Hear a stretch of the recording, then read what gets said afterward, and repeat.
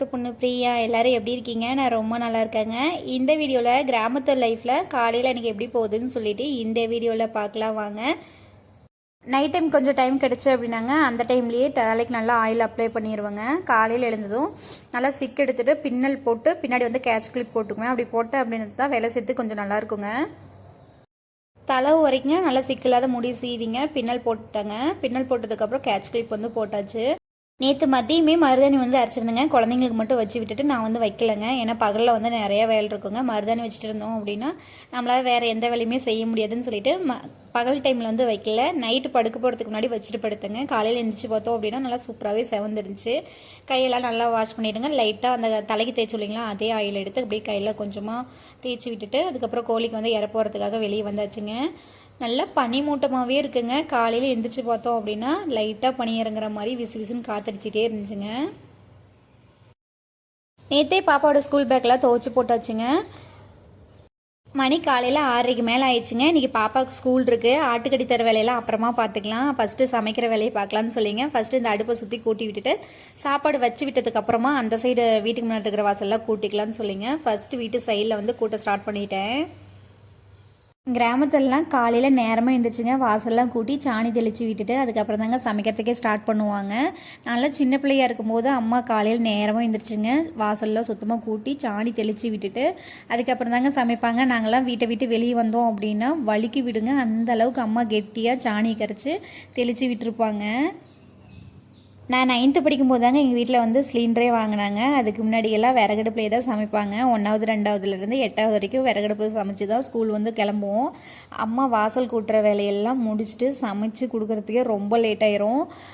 சுட சுட சாப்பாடு போட்டு வச்சுட்டு சாப்பிடலன்னா ஸ்கூல் விட மாட்டேன், சாப்பிட்டா தான் விடுவேங்கிற மாதிரி அம்மா பேக் எடுத்து வச்சுக்குவாங்க. அவசர அவசரமாக சுட சுட சாப்பாட்டை வந்து பிசைஞ்சு சாப்பிட்டு போவோம். அடுப்பு சாம்பல்லாம் கொண்டு போய் கொட்டிட்டு வந்தாச்சுங்க. கொட்டிட்டு வந்ததுக்கப்புறமா கொஞ்சமாக சாம்பல் இருக்கும் இல்லைங்களா அதில் கொஞ்சமாக தண்ணி கலக்கி சாப்பாடு வைக்கிற பாத்திரத்தில் வந்து நல்லா தேய்ச்சி விட்டுட்டு சாப்பாடு வந்து வச்சு விட்டோம் அப்படின்னா கறி வந்து அதிகமாக பிடிக்காதுங்க. விளக்கிறதுக்கு ரொம்பவே ஈஸியாக இருக்கும். விறகடுப்பு பற்ற வைக்கும் போதுங்க எப்பயுமே இந்த பனை ஓலை இருக்கும் இல்லைங்களா அந்த ஓலை வந்து கொஞ்சமாக பிச்சு அதை வந்து பற்ற வச்சுட்டு அதுக்கு மேலே வந்து சின்ன விறகு வச்சோம் அப்படின்னா சீக்கிரமாக பிடிச்சிக்குங்க. அந்த சின்ன விறகு எரியறதுக்கு மேலே வந்து பெரிய விறகு வச்சு விட்டோம் அப்படின்னா சூப்பராக பிடிச்சிக்குங்க. அதுக்கப்புறம் அது பாட்டுக்கு எரிஞ்சிட்டே இருக்கும். நம்ம மற்ற வேலையை பார்த்துட்டு வரங்காட்டி சாப்பாடு வந்து ரெடி ஆயிருங்க. ஆனால் அந்த பனை ஓலையை வச்சு பற்ற வைக்கிறதுக்குள்ளாரியே படாத பாடு பட்டுற மாதிரி இருக்குங்க. ஏன்னா இப்போ பனி பெய்யறதுனால அந்த ஓலையே வந்து ஒரு மாதிரி நமுத்த மாதிரி ஆகி போயிடுது. ஒரு வழியாக சூப்பராக அடுப்பு வந்து பற்ற வச்சாச்சுங்க. அடுப்பு பற்ற வச்சதுக்கப்புறம் வாசல் வந்து கூட்ட ஸ்டார்ட் பண்ணியாச்சு. இனிமேல் இந்த சின்ன விறகு எரியறதுக்கு மேலேயே அப்படியே விறகு வச்சு விட்டோம் அப்படின்னா சூப்பராக வந்து பிடிச்சிக்குங்க. பனிக்காலத்துலலாம் அவங்க வீட்டில் குட்டீஸ் இருந்தாங்க அப்படின்னா ஒரு 7 மணிக்கு மேலே வந்து வீட்டை விட்டு வெளியே விடுங்க. அதுக்கு முன்னாடி விட்டீங்க அப்படின்னா கண்டிப்பாக சளி பிடிச்சிக்குங்க. நம்மளுக்கே சளி பிடிச்சிச்சு அப்படின்னா கை காலெலாம் ஒரு மாதிரி வலிச்சிட்டு ரொம்ப டயர்டாயிருவோம். ஒரு வாரம் வரைக்கும் அந்த சளி வந்து விட்டுறதே இல்லை. இதே குழந்தைங்களுக்கு பிடிச்சிருச்சு அப்படின்னா சரியாக சாப்பிடவே மாட்டாங்க. நைன்னு சொல்லிட்டு நம்ம கையவும் விட மாட்டாங்க. அதனால கொஞ்சம் கேர்ஃபுல்லாக பார்த்துக்கோங்க. பனி அதிகமாக பெய்யறதுனாலங்க காலையில் படுத்தோம் அப்படின்னு எந்திரிக்கவே முடியலங்க. நல்லா சூப்பராக தூக்கம் வருது. எப்பயுமே நைட்டு தூங்கும்போது 10 மணி 10:30 மேலே கூட ஆயிரும், தூக்கமே வராது. ஆனால் இப்போல்லாம் 9 மணி ஆச்சு அப்படின்னா கண்ணு வந்து முழிச்சே இருக்க முடியல. அப்படியே ஒரு மாதிரி எரியிற மாதிரி ஆயிடுது. எப்படா போய் தூங்குங்கிற மாதிரி ஆயிடுது. காலையிலையும் அந்த 6 மணி 6:30 ஆச்சுன்னா எந்திரிக்கவே முடியலங்க. அந்தளவுக்கு சூப்பராக அதுக்கு மேலே தான் தூக்கம் வருது. அதனாலேயேங்க எங்கள் வீட்டு குட்டீஸ் எல்லாம் இப்போ நல்லா தூங்குறாங்க. காலையில் 7 மணி 7:30 மேலே தான் எந்திரிக்கிறாங்க. அது எனக்கு பெரிய ப்ளஸ்ஸுங்க. அவங்க எந்திரிச்சிட்டாங்க அப்படின்னா என்னை எந்த வேலையுமே செய்யவே விட மாட்டாங்க. அவங்க கூடயே இருக்கணுங்கிற மாதிரி சொல்லிகிட்டே இருப்பாங்க. அவங்க லேட்டாக எந்திரிக்கிறதுக்குள்ளே இந்த வாசல் கூட்டுற வேலை சாப்பாடு வைக்கிற வேலையெல்லாம் கொஞ்சம் முடிச்சு விட்டுறதுங்க. பாதி வாசல் கூட்டிகிட்டு இருக்கும்போதே மோட்டார் போய் போட்டு விட்டு வந்தோம் அப்படின்னா தண்ணி வந்து வந்துடுங்க. தண்ணி வந்துடுச்சு அப்படின்னா வாசல் தெளித்து விட்ட உடனே வந்து வாசலுக்கு வந்து தண்ணி தெளித்து விட்டுறலாம்.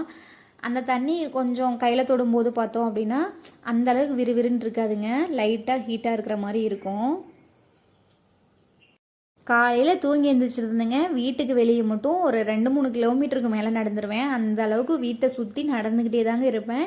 ஏதாவது ஒரு வேலையாக ஏதாவது ஒரு பொருள் எடுக்கிறதுக்கு அங்கங்கே சுற்றிக்கிட்டே இருப்பேன்.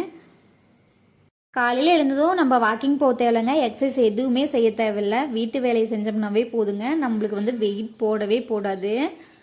ஒரு வழியாங்க வாசல்லாம் கூட்டி முடிச்சாச்சுங்க. இந்த குப்பையெல்லாம் கொண்டு போய் அள்ளி கொட்டிட்டு வந்ததுக்கப்புறம் வாசலுக்கு தண்ணி தெளித்து விட்டோம் அப்படின்னா வேலையெல்லாம் கம்ப்ளீட்டாக முடிஞ்சிருங்க. அம்மா வீடு வந்து பக்கத்தில் இருக்கிறது ரொம்பவே ப்ளஸ்ஸுங்க. டெய்லியுமே அப்பா நைட்டு வேலையை விட்டு போகும்போது குட்டி பையன் வந்து கூட்டிகிட்டு போயிடுறாங்க. இந்த 2-3 நாளாக அப்பா வீட்டுக்கு வந்து குட்டி பையன் போயிடுறான். காலையில் 9 மணிக்காட்டும் அப்பா வேலைக்கு போகும்போது கொண்டாந்து விட்டுட்டு போயிடுவாங்க. குட்டி பையன் வீட்டில் இருந்தாங்கனாவே நைட் டைம் மோஸ்ட்லி தூங்குறதுக்கு கொஞ்சம் லேட் பண்ணுவான். அப்படி இல்லை அப்படின்னா காலையிலேயே நேரமாக எழுந்திரிச்சினாலும் நம்மளை வேலை செய்ய விட மாட்டாங்க. நம்ம எடுத்துக்கோன்னு சொல்லிக்கிட்டே இருப்பான். கொஞ்சம் சமாளிக்கிறது கொஞ்சம் கஷ்டமாகவே இருக்கும். வீட்டுக்குள்ளாரையே இருக்கிற மாதிரி இருக்குங்க. வெளியே வந்து நம்ம வேலை வந்து செய்யவே முடியாது. வீடியோவில் பார்க்குறப்பயே தெரியுங்க, மணி 7 மணி ஆகுது. ஆனால் இன்னும் நல்லா விடிஞ்ச பாடு இல்லை. அப்படியே மோடம் போட்டாப்லேயே இருக்குங்க. நம்ம வீட்டை சுற்றி நிறைய செடியெல்லாம் இருக்கிறதுக்கு அப்படியே ஜிலுன்னு எங்கேயோ கொடைக்கானலில் இருக்கிற மாதிரியே இருக்குங்க. நம்ம வீடு இருக்கிறது கிராமத்துலங்க. ஆனால் கிராமத்துக்குள்ள வந்து வீடெலாம் நிறையா இருக்கும் இல்லைங்களா, அது மாதிரி இடத்துலலாம் இல்லை. நம்ம வீடு வந்து தனியாக தாங்க இருக்குது. அதனால எந்த டைம் வேணாலும் நம்ம எந்த வேலை வேணாலும் செஞ்சுக்கலாம். இதே ஊருக்குள்ளே வந்து வீடு இருந்துச்சு அப்படின்னா அவங்க வந்து எந்திரிக்கும் போது ஒரு வேலை செஞ்சாங்க அப்படின்னா நாமளும் நேரமாக எழுந்திரிச்சு அந்த வேலையை செய்யணுங்கிற மாதிரி தோணும். தனியாக வீடு இருக்கிறதுனால நம்ம இஷ்டப்படி எந்த வேலையை கொஞ்சம் பொறுமையாக கூட செஞ்சுக்கலாங்க. தனியாக வீடு இருக்கிறது ஒரு பக்கம் பார்த்தா ப்ளஸ்ஸாகவும் இருக்குங்க, ஒரு பக்கம் பார்த்தா மைனஸாகவும் இருக்கும். எந்த ஒரு விஷயத்துலையா இருந்தாலும் ப்ளஸ் இருந்துச்சுன்னா அந்த இடத்துல கண்டிப்பாக மைனஸுங்கிறது இருக்குங்க. நைட் டைம்லாம் நம்ம வீடு தனியாக இருக்கிறதுக்குங்க நம்ம வீட்டில் மட்டும்தான் லைட் வெளிச்சம் எடுக்கிற மாதிரி இருக்கும். கொஞ்சம் வீட்டை சுற்றி மரமாக இருக்கிறதுனால கொஞ்சம் இருட்டாக இருக்கிற மாதிரி இருக்குங்க. இதே நிறையா வீடெலாம் இருந்துச்சுன்னா பார்க்குறதுக்கு கொஞ்சம் நல்லாயிருக்கும். பெரிய பக்கெட்டில் தண்ணி முன்ன வந்து பக்கத்தில் வச்சிட்டோம் அப்படின்னா தண்ணி வந்து தெளிச்சு விடுறதுக்கு ரொம்பவே ஈஸியாக இருக்கும். ஆனால் அந்த தண்ணி போய் அந்த பக்கெட்டில் கொண்டாந்து பக்கத்தில் வச்சு தெளிக்கிறதுக்கு கொஞ்சம் சங்கட்டங்க. அந்த சின்ன பக்கெட் இருக்கும் இல்லைங்களா, அதில் வந்து பிடிச்சிட்டு வந்து தெளிக்கிறதா இருக்குது. அதனாலேயே கொஞ்சம் லேட் ஆகுதுங்க. வாசலுக்கு தண்ணி தெளிக்கிறதுக்குள்ளே நம்ம ட்ரெஸ்ஸு ஃபுல்லாக நனைஞ்சிருங்க. சமைக்கும் போது லைட்டாக கொஞ்சம் ஈரங்காயும், மறுபடியும் குழந்தைங்களாம் குளிச்சு விடும்போது நம்ம ட்ரெஸ்ஸு ஃபுல்லாக நனைஞ்சிருங்க. இதே மாதிரி தான் காலையில் ரொட்டீனாக போயிட்டே இருக்குது. வாசலுக்குலாம் தண்ணி தெளித்து முடிச்சதுக்கப்புறம் பூச்செடிக்கு தண்ணி போட்டு விட்டோம் அப்படின்னா குழந்தைங்க ஸ்கூல் போகிறதுக்குள்ளே மோட்டாரை வந்து ஆஃப் பண்ணிடலாங்க. அதுக்காக பூச்செடிக்கு வந்து தண்ணியும் காலையில் போட்டு விட்டுடலாம். ரோஸ் பூச்செடியில் நிறைய பூ வைக்குதுங்க. அதுக்கு இன்னும் கொஞ்சம் பராமரித்தோம் அப்படின்னா நிறைய பூ வைக்குங்க. வீட்டுக்கு முன்னாடி வீட்டுக்கு சைட்லான்னு சொல்லிட்டு வாசல் வந்து தெளிச்சு முடிச்சாச்சு. இன்னும் அந்த சைடு தடத்துக்கு முன்னாடி மட்டும் கொஞ்சம் தெளிக்காத இருந்துச்சுங்க. அந்த இடத்துக்கு தெளிச்சு விட்டலான்னு சொல்லிட்டு தெளிச்சு விட்டுட்டு இருக்கேன். வீடியோ வந்து கொஞ்சம் பாஸ் பண்ணி விட்டுருக்கேங்க. பார்க்கறதுக்கு லைட்டாக போர் அடிக்கும்னு சொல்லிட்டு வாசல் கூட்டி நம்ம தண்ணியெல்லாம் தெளித்து விடுறதுக்கு எப்படியா இருந்தாலும் ஒரு 3/4 மணி நேரத்துக்கு பக்கமாக ஆயிருங்க. அந்த 3/4 மணி நேரமாக நான் என்ன வேலையை செஞ்சேன்னு சொல்லிட்டு காட்டுறேன் வாங்க. அடுப்பு பற்ற சொல்லிங்களா, அது வந்து சாப்பாடு நல்லா வெந்திட்டு இருக்கு. அதுக்கப்புறம் வாசல்லாம் கூட்டி தண்ணியெல்லாம் தெளித்து விட்டு இல்லைங்களா, அந்த வேலை தாங்க நடந்திருக்கு. அதுக்கப்புறம் கோழிக்கெல்லாம் கொஞ்சமாக இறை வந்து வச்சுருக்கேன். அடுப்பு பாருங்க நல்லா சூப்பராக எரிஞ்சிட்டு இருக்கு. தண்ணி வந்து நல்லா கொதிச்சிருச்சுங்க. விறகடுப்பில் சாப்பாடு வைக்கிறப்ப தனியாக அரிசி வந்து ஊற போட மாட்டேங்க. சாப்பாடு வைக்கிற பாத்திரத்துலேயே நல்லா 2-3 டைம் அரிசி போட்டு களைஞ்சிட்டு நல்லா தண்ணி பிடிச்சி சாப்பாடு வந்து வச்சு விட்டுருவேன். தண்ணி வந்து கொஞ்சம் அதிகமாக வச்சுருவேங்க. தண்ணி பாதி எடுத்து வச்சிட்டோம் அப்படின்னா சாப்பாடு வேக கொஞ்சம் கொஞ்சமாக ஊற்றிக்குவாங்க. விறகடுப்பு வந்து பற்ற வச்சுட்டுங்க. அது தண்ணி ஹீட் ஆகிறதுக்குள்ளாரே அரிசி நல்லாவே ஊறிடும். தண்ணி வந்து அந்த பாத்திரத்தில் வழியாக ஊற்றி வச்சுருந்தேன். அது வந்து கொஞ்சமாக எடுத்து தனியாக வச்சிடலாங்க. காலையில் 2 டம்ளர் அரிசி வந்து சாப்பாடு செய்வோங்க.